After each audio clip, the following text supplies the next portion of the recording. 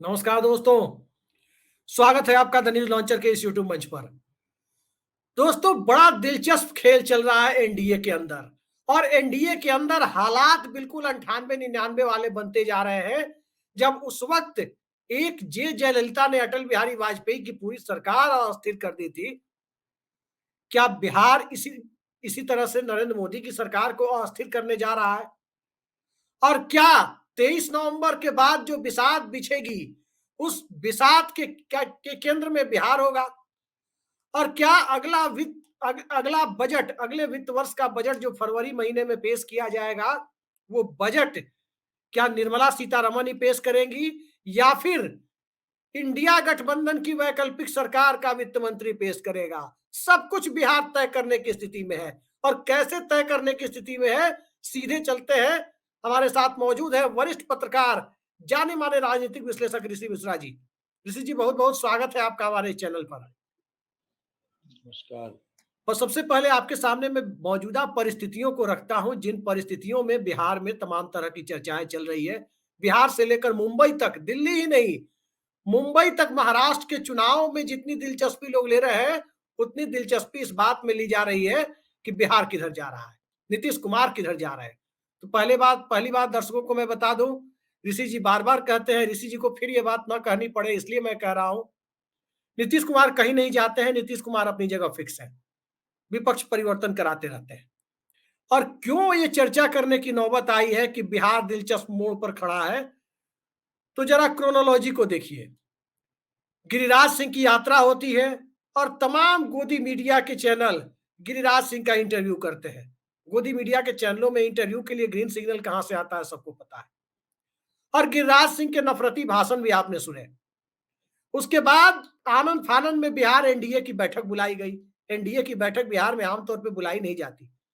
और उस बैठक में गिरिराज सिंह को पीछे बिठाया गया।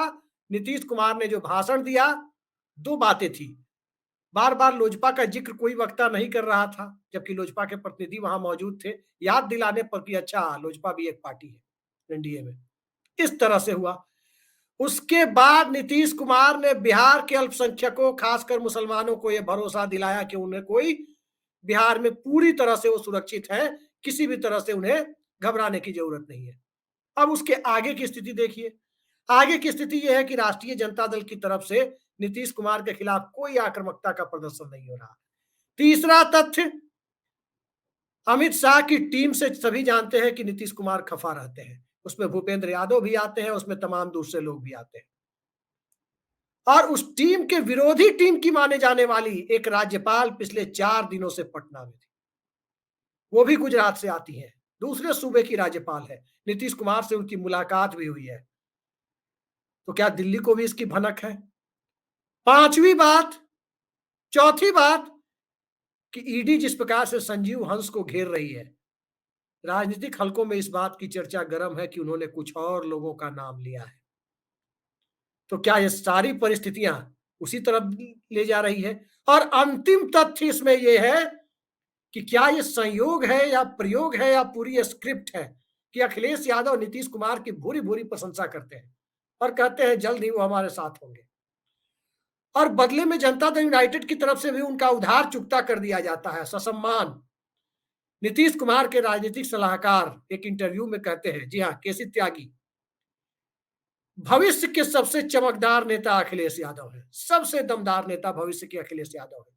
यानी अखिलेश नीतीश की बड़ाई कर रहे हैं और नीतीश की पार्टी अखिलेश की बड़ाई कर रही है, मुक्त कंठ से प्रशंसा कर रही है। ये सब यूं ही हो रहा है। ऋषि जी, सीधा बताइए, सारी परिस्थितियां मैंने आपके सामने रख दी। सवाल रखने की स्थिति में अब मैं आपके सामने कम से कम पहला सवाल रखने की स्थिति में नहीं हूं।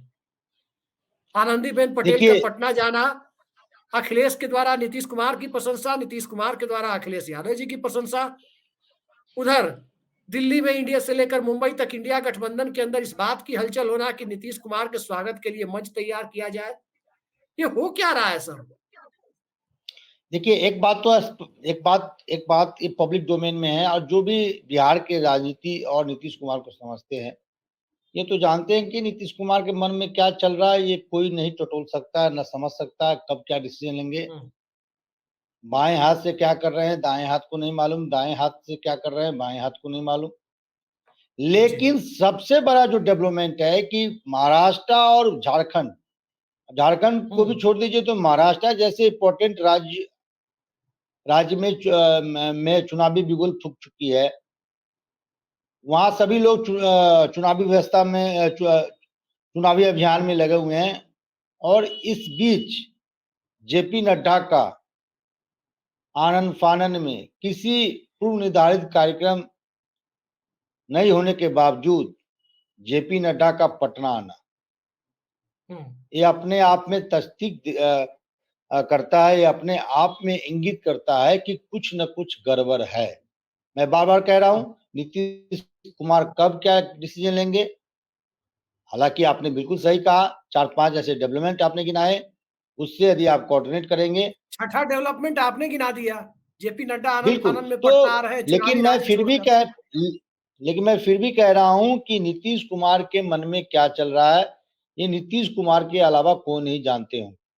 लेकिन महाराष्ट्र और झारखंड जैसे महत्वपूर्ण राज्यों का चुनावी अभियान छोड़कर, क्योंकि पार्टी का अध्यक्ष कप्तान होता है और कप्तान यानी सेनापति बीच मझधार में अपने सेनाओं को छोड़कर, अपने कार्यकर्ताओं को छोड़कर उस राज्य का दौरा कर रहे हैं जहां ना अभी चुनाव है, न कोई कैबिनेट विस्तार है, न इस प्रकार का कोई बड़ा पॉलिटिकल डेवलपमेंट है। उसके बावजूद जेपी नड्डा का बिहार आना न कोई पूर्व निर्धारित कार्यक्रम है, अपने आप में यह इंगित करता है कि जेडीयू और जो बीजेपी में सब कुछ सामान्य सा नहीं है। और आप जानते हैं कि जिस प्रकार से गिरिराज सिंह और जिस प्रकार से प्रदीप सिंह ने बयान दिया, उससे नीतीश कुमार खासे नाराज चल रहे थे। कहा तो ये भी जा रहा है कि नीतीश कुमार ने स्पष्ट कर दिया था और कहा था कि ये दोनों पब्लिक डोमेन में जाके माफी मांगे, इन पे कार्रवाई होनी चाहिए। नीतीश कुमार ने बीजेपी के जो समकक्ष नेता हैं उनके सामने में इन्होंने शर्त रख दी थी कि ऐसे नेताओं पे आप कार्रवाई कीजिए, नहीं तो एनडीए में रहना मुश्किल हो जाएगा। और कहा यह भी जा रहा है कि नीतीश कुमार को कैसे मनाया गया है। ये बीजेपी के जो इनसाइडर हैं, जो बीजेपी के सोर्स है, आप उससे तस्दीक कर सकते हैं, काफी नाराज थे नीतीश कुमार। और अब ये फैसला हुआ है कि कोई भी अब बैठक होगा, कोई भी कार्यक्रम होगा, वो एनडीए के बैनर तले ही होगा। लेकिन सबसे बड़ा सवाल है कि जेपी नड्डा क्यों आ रहे हैं पटना। और आपने कहा आनंदीबेन पटेल जो है वो डायरेक्ट नरेंद्र मोदी के आदमी है। अमित शाह से 36 का आंकड़ा उनका ये किसी को बताने की जरूरत नहीं है। जब गुजरात में उनके नाम पर मुहर लगा था तो उस समय अमित शाह भी मुख्यमंत्री के दावेदार थे 2014 में। तो आनंदीबेन पटेल को कैसे, एक चीज समझ में नहीं आ रहा है ऋषि जी कि सारे पहले होता था कि नरेंद्र मोदी जहां कहीं भी कोई बड़ा विकेट गिराना होता है अमित शाह एंड कंपनी को एक्टिव करते हैं। बिहार के मामले में देखा जा रहा है कि एंटी अमित शाह ग्रुप को एक्टिव किया गया है। एकदम से शानदार, एक तरह से कहें तो नील डाउन होने की स्थिति है नीतीश कुमार के सामने। 43 विधायकों के दम पर जो कबड्डी खेलते हैं, जो लोग जानते हैं, बिहार में बोलते हैं टर्म हरदी गुर्दी बुलवा देना, कबड्डी में कहते हैं ना हरदी गुर्दी बुलवा देना। 43 विधायकों के दम पर हरदी गुर्दी बुलवा देने की नौबत ला दी है नीतीश कुमार ने भारतीय जनता पार्टी की। अब सॉफ्टवेयर नोट पर एंटी अमित शाह कैंप को एक्टिव किया गया है। अब आप देखिए, पिछली बार भी जब नीतीश कुमार बिहार में वापस आए थे जनवरी में, उसके पहले एक पूर्व राष्ट्रपति पटना गए थे, याद है? वो पूर्व राष्ट्रपति रामनाथ कोविंद हैं।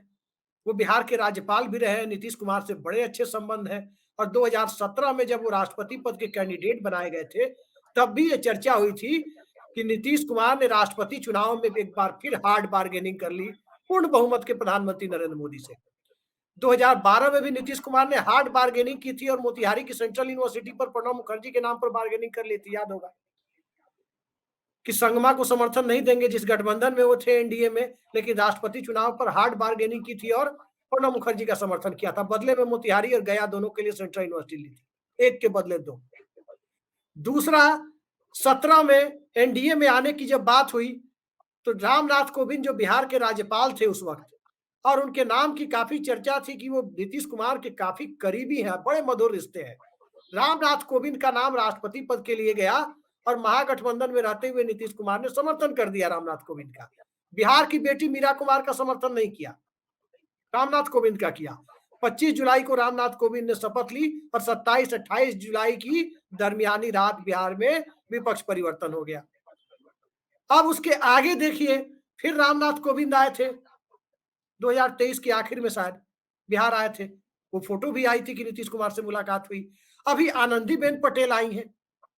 ये पूरा का पूरा खेल, नड्डा साहब भी आ रहे हैं।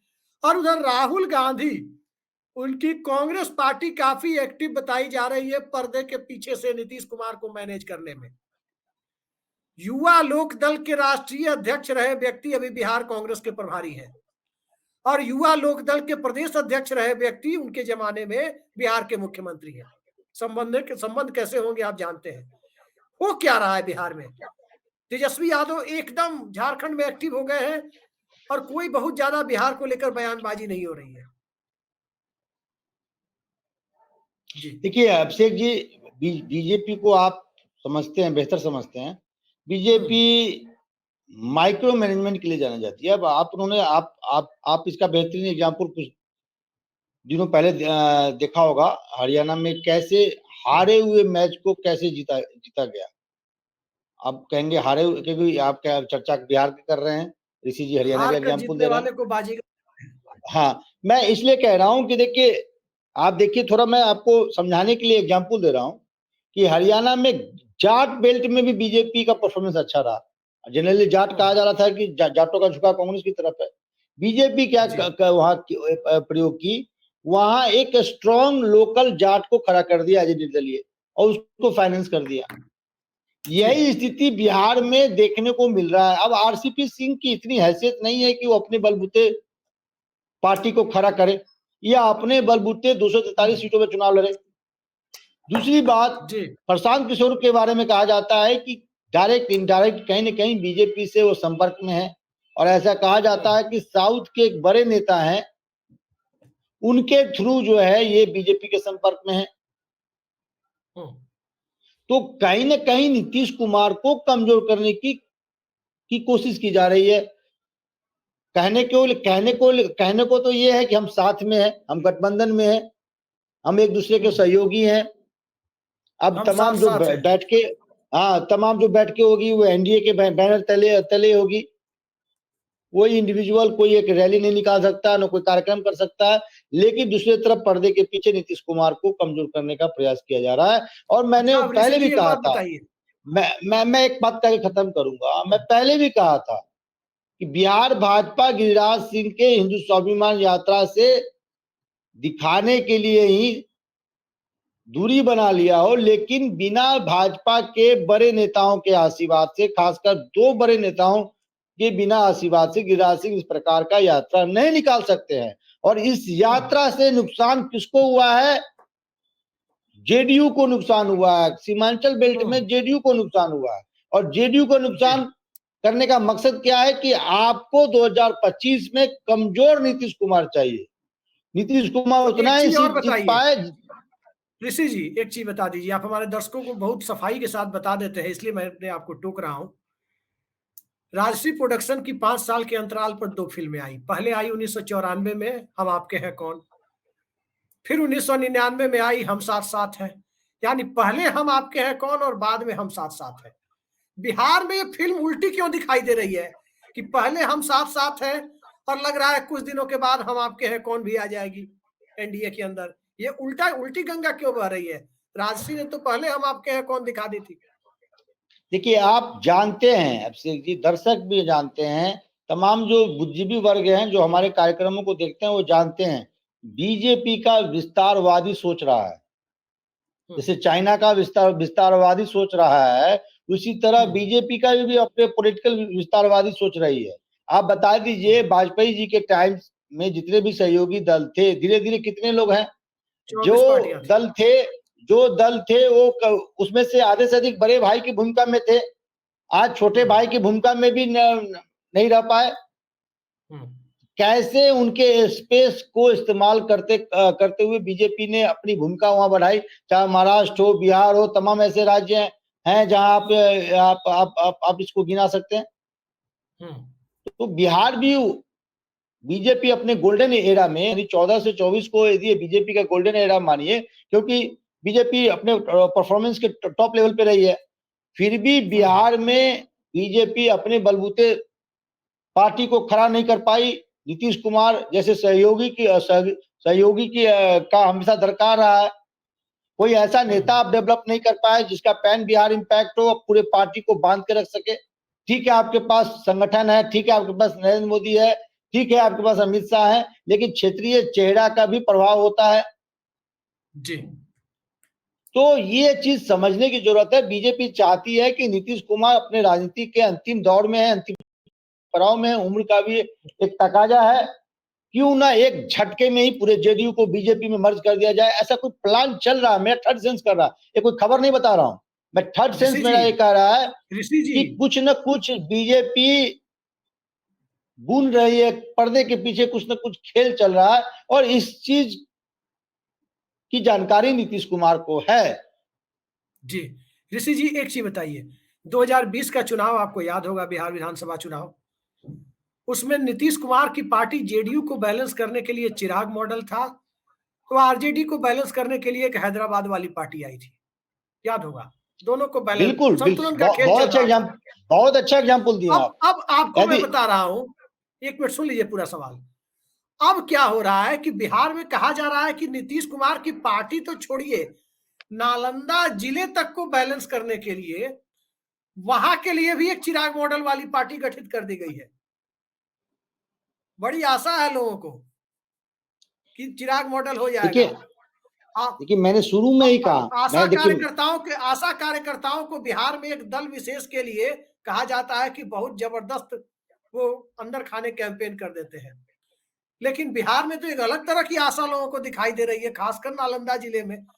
अब उसके आगे भी आप देख लीजिए, चिराग मॉडल अलग है, एक चुनावी रणनीतिकार की पार्टी अलग आ गई है, प्रशांत किशोर की पार्टी, और कहा जा रहा है कि वो प्रशांत किशोर की जो पार्टी है वो कहीं इस बार उपचुनाव में भस्मासुर ना बन जाए बीजेपी के लिए ही, क्योंकि मनोरमा देवी जीतेंगी तो अपने बूते, हारेंगी तो सुरेंद्र यादव के प्रभाव के कारण, उनके रसूख के कारण वहां बीजेपी का रोल शायद बहुत बड़ा ना हो, वोटर है उनके वहां पे।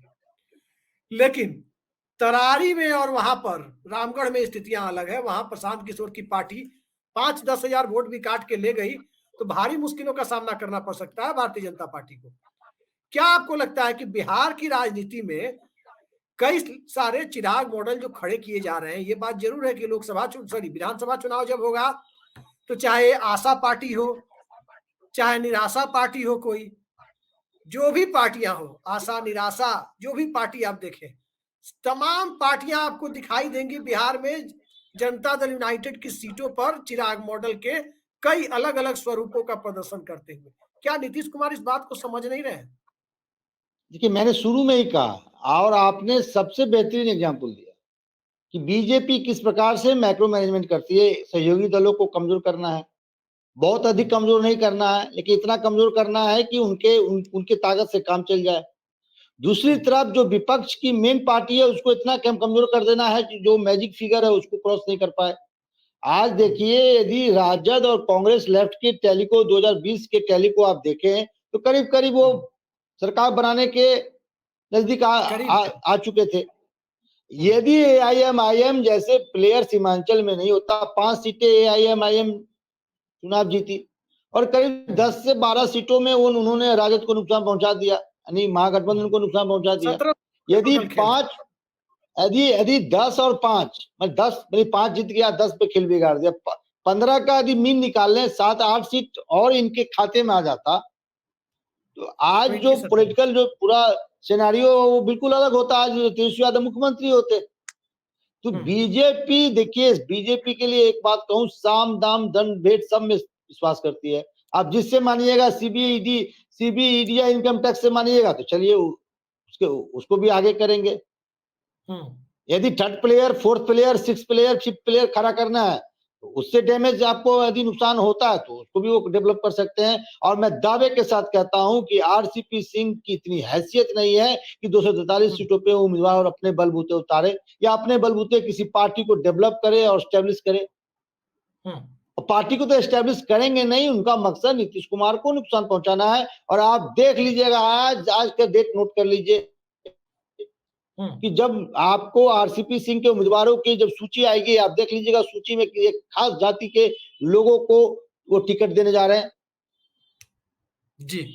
तो ये नीतीश कुमार समझते हैं। और एक बड़ा खबर आपको दे दूं लास्ट में, जी। अभी जो पीरियड चल रहा है ना, पीरियड जो समय चल रही है, उसके बाद जो शुभ पीरियड आएगा, उसको क्या आप लोग बोलते हैं, छठ के बाद क्या होता है, कौन सा एक शुभ मुहूर्त होता है, शुभ मुहूर्त में कुछ हो सकता है। खरमास के पहले हाँ और बस 23 छठ के देखिए, बाद। अरे इसलिए तो आपको मैं इंटेलिजेंट पत्रकार मानता हूँ, संकेत दिया आपने, अरे पकड़ भाई, लिया।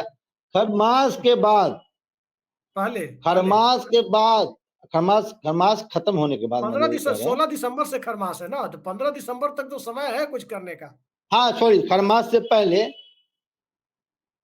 हम्म। कुछ बड़े संकेत और बड़े डेवलपमेंट देखने को मिल सकते हैं।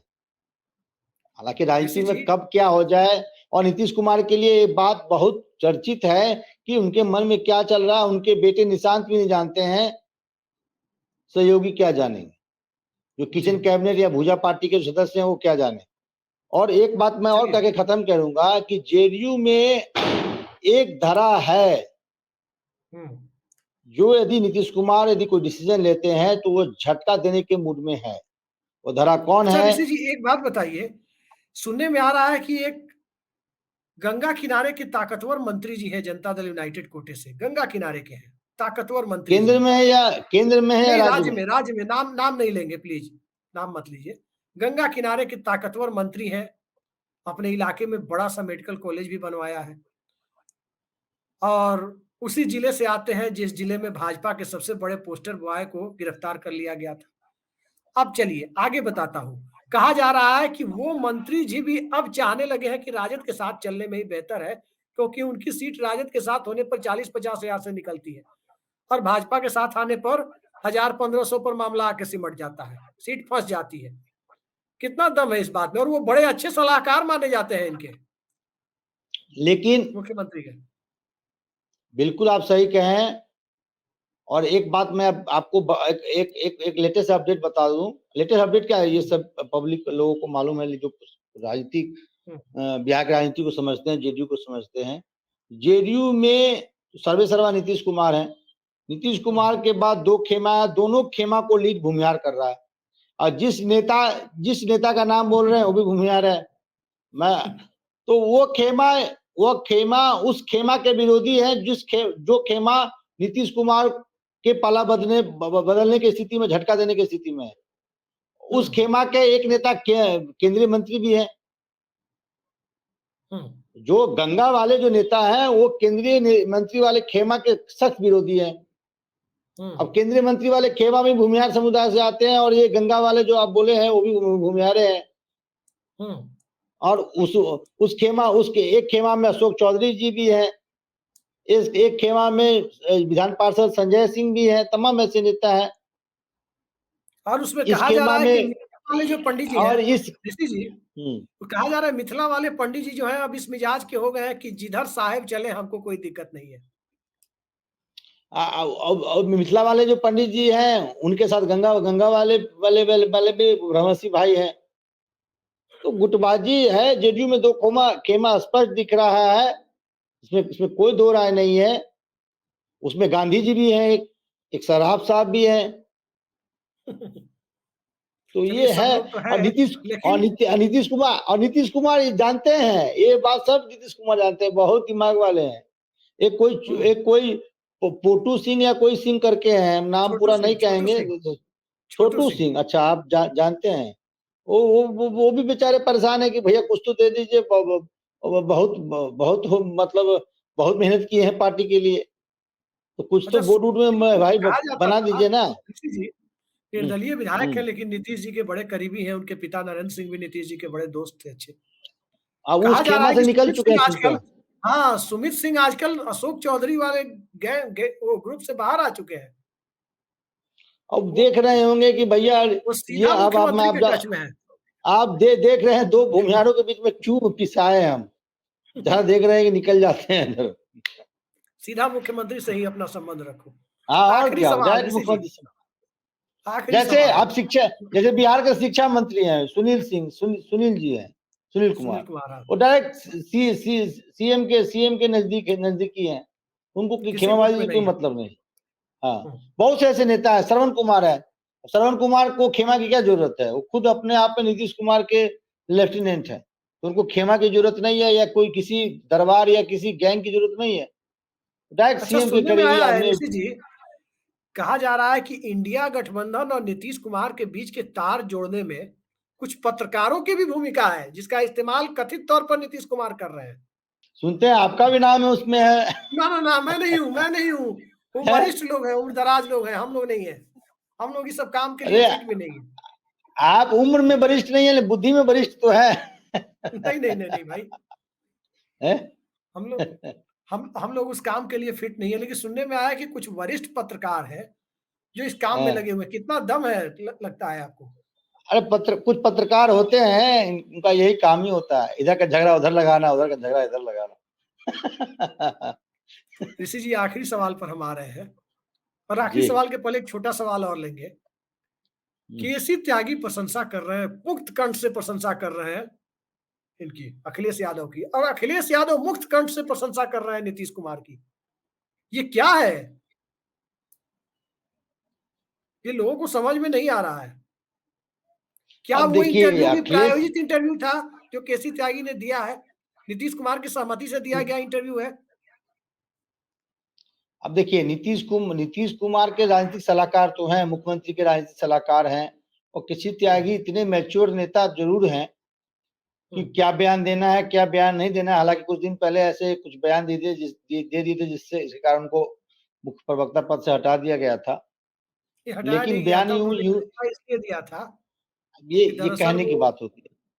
हाँ, अच्छा, वो हो उनसे सकता जूनियर है, लोग मैं राष्ट्रीय जानकारी में अध्यक्ष नहीं बन हूँ, रहे थे, कार्यकारी अध्यक्ष बन रहे थे, जो उनको पसंद नहीं आ रहा था। हो सकता। तो केसी त्यागी बहुत ही मैच्योर नेता है, समझदार नेता है, और बहुत ही लंबा अनुभव है, तो ये यूं ही ऐसे बयान नहीं दिए होंगे। और अखिलेश, देखिए अखिलेश यादव हो, ये तमाम बड़े जो इंडिया गठबंधन के नेता हैं, उनकी लड़ाई बीजेपी नरेंद्र मोदी से, और जैसे जैसे बीजेपी मजबूत होगा उनकी स्थिति कमजोर होगी। यदि महाराष्ट्र में बीजेपी जीत जाती है, झारखंड में बीजेपी जीत जाती है, 1 मिनट के लिए मान लीजिए, तो आगे की स्थिति जो होगी और दयनीय होती जाएगी इंडिया गठबंधन का, और इंडिया गठबंधन की जो मजबूती है धीरे धीरे वो कमजोर होता चला जाएगा। तो जो कहावत है ना कि साथ रहिएगा, अभी अखिलेश यादव ने क्या है वो नारा दिया है,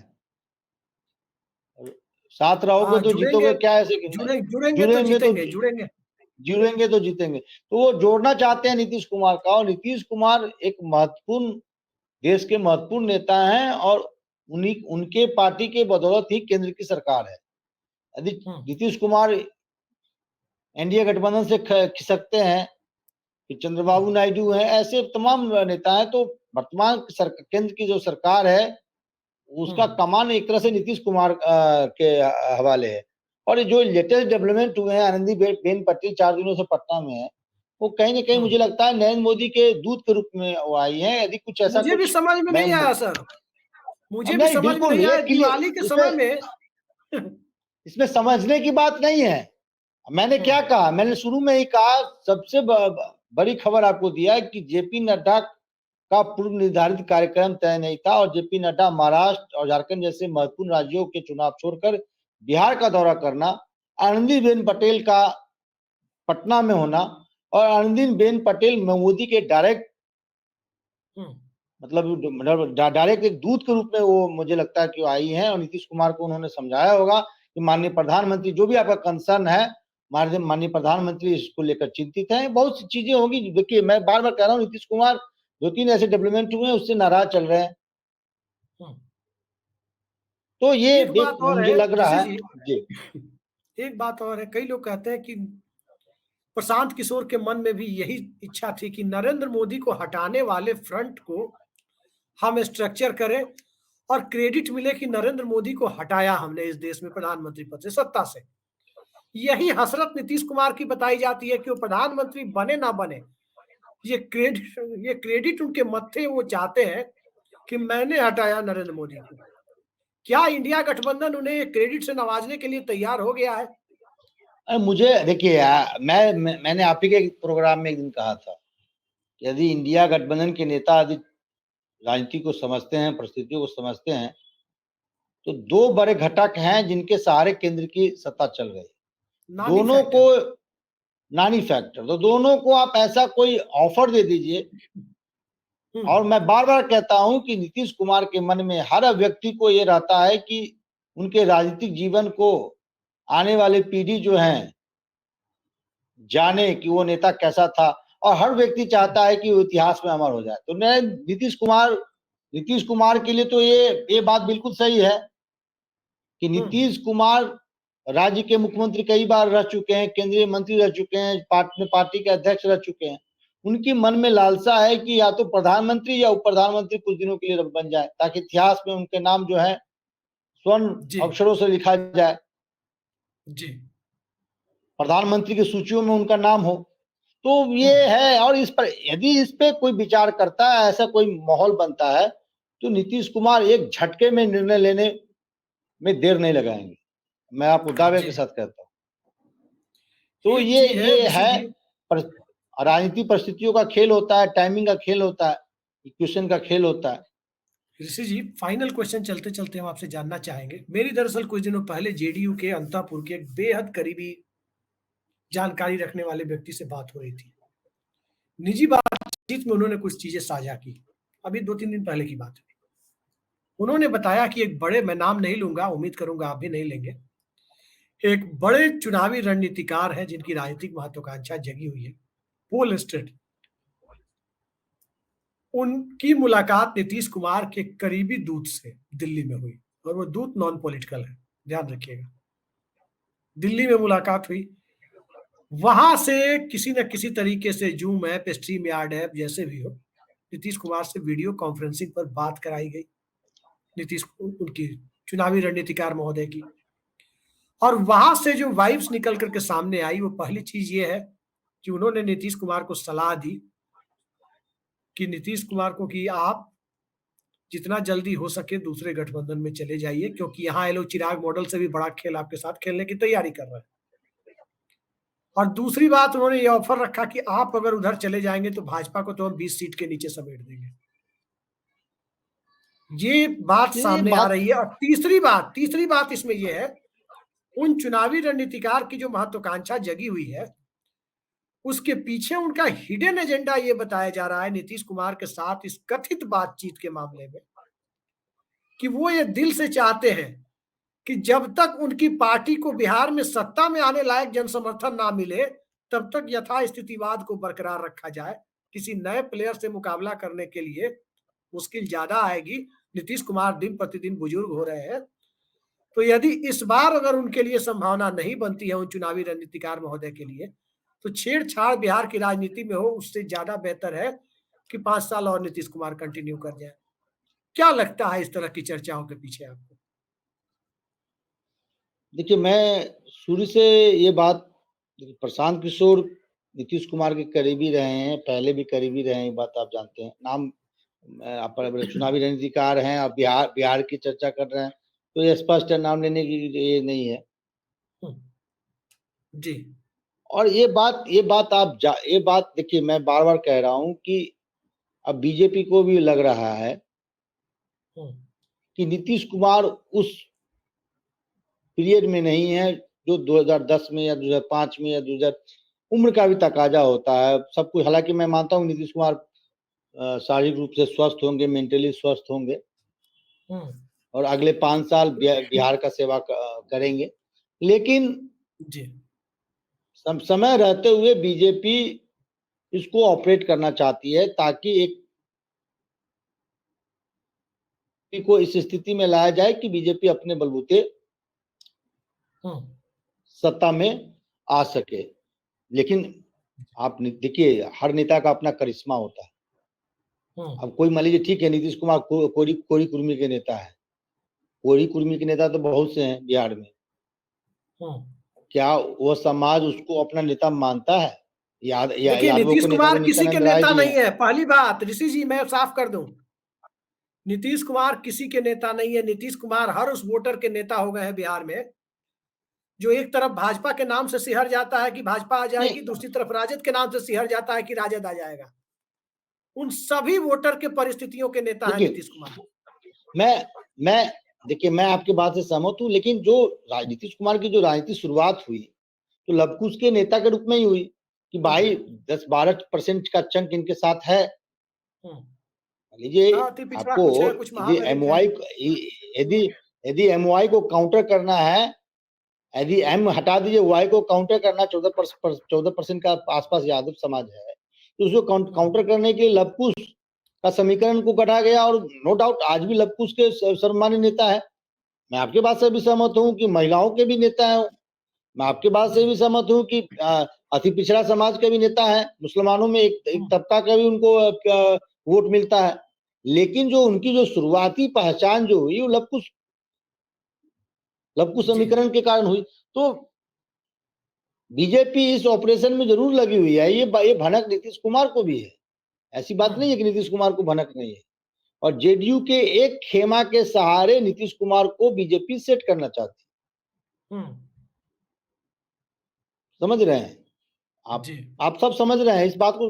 पब्लिक डोमेन में भी है, कई ऐसे नेता है किताब विमोचन कराते हैं, कहाँ कहाँ जाते हैं, जिससे अभी फटाफटी हो गया था, पकड़ा पकड़ी हो गया था पार्टी कार्यालय में, आज उनके 36 के आंकड़ा 33 के हो गए हैं। तो 36 का आंकड़ा 33, समझे ना आप क्या कहना चाह रहे हैं? तो अब जो आदमी इतना बड़ा पॉलिटिशियन रहा है, अब हम अशोक गहलोत को, नीतीश कुमार को राजनीति समझाने जाएंगे तो बेवकूफी, वो आदमी बेवकूफ ना होगा। तो सब समझता है। अब क्या है ना, छोटू सिंह बेचारे, अब छोटू सिंह कोई नेता है, जो कोई पत्रकार कह रहा था कि बेचारे नीतीश जी के पास गिड़गिड़ा रहे थे कि भैया कुछ दे दीजिए, मेरा भी वैल्यू बढ़ जाएगा। माननीय मुख्यमंत्री जी, और कोई बता रहा था कि मुख्यमंत्री जी बड़ा मजा ले रहे थे। तुरंत उन्होंने एक गंगा पार, जिस मंत्री का नाम आपने लिया, उनको फोन लगाया और कहे कि अरे भैया इनका क्या हुआ जी, इनका कारण अभी तक नहीं निकाले लेटर। अरे भैया, ये कॉमन सेंस की बात है कि जो पार्टी का सर्वमान्य नेता है, किसी चीज को लेकर यदि निर्देश दे दिए हो, तो जूनियर आदमी का इतनी हैसियत है कि उनके निर्देश को नहीं पालन करे। तो नीतीश कुमार, मैंने ये वाक्य इसलिए यहाँ पर रखा है, नीतीश कुमार बहुत ही स्मार्ट नेता है। ऋषि जी, आपको याद होगा शाहरुख खान की एक फिल्म आई थी, ओम शांति ओम, याद है? बड़ा पॉपुलर था, लोगों की जुबान पर था, दिल में मेरे है दर्द डिस्को। तो ये दर्द डिस्को बिहार में कब तक होगा, करवा रहे हैं, ये बताइए। टाइम ओवर हो गया है। मैंने कहा ना, खरमास से पहले। फिर दर्शक गाली देंगे, कहेंगे डिस्को आप करा रहे हैं बिहार में, दर्शक लोग कहेंगे कि लोग करवा रहे हैं। और सबसे पहले हम दर्शक लोग कहेंगे, दर्शक लोग कहेंगे फिर ये कह रहे हैं राजनीतिक संभावनाओं का खेल हम है, लोग तो कब लगातार स्टेशन कह रहे बदल हैं, जाए, क्योंकि बिहार कब की स्टेशन। राजनीति शीशे की तरह साफ है। समय को लेकर के हो सकता है कि थोड़ा बहुत इधर उधर हो जाए, शीशे की तरह साफ है कि नीतीश कुमार को कहाँ जाना है। और बड़ी बात यह है, किसी विद्वान ने कहा, मैं लास्ट खत्म करूंगा, किसी विद्वान ने कहा है कि 9 बार शपथ ले चुके हैं मुख्यमंत्री, 2 बार और शपथ लेंगे। चलिए, आज के लिए इतना ही। चलिए, अब 11 बार वो शपथ लेंगे, लेकिन सबसे पहले अपने दर्शकों को बता दें कि जैसे मैथ में फार्मूला पढ़ते हैं लोग, sine square theta plus cos square theta is equal to 1, उसी तरह बिहार की राजनीति में फार्मूला होता है कि जब भाजपा के साथ गठबंधन करना है, राष्ट्रीय जनता दल का साथ छोड़ना हो, तो भ्रष्टाचार की राग का राग अलाप देना है। और जब भारतीय जनता पार्टी का साथ छोड़ना हो, राष्ट्रीय जनता दल के साथ जाना हो, भारतीय जनता पार्टी और राजद के बीच विपक्ष परिवर्तन बीजेपी को किनारे करके करना हो, तो सांप्रदायिकता को मोहरा बना देना है। तो सांप्रदायिकता बनाम भ्रष्टाचार का बिहार में जो सेलेक्टिव इस्तेमाल हो रहा है, उस सेलेक्टिव इस्तेमाल की उसका एक और क्लाइमेक्स देखने की घड़ी अब बहुत करीब आ रही है। दिल थाम कर इंतजार कीजिए। अंततः बिहार के लोगों को एक बार फिर फिरका परस्त शब्द और फिरका परस्त ताकतों से मुक्ति जैसे शब्द अचानक बहुत तेजी से सुनने को मिलते हुए दिखेंगे।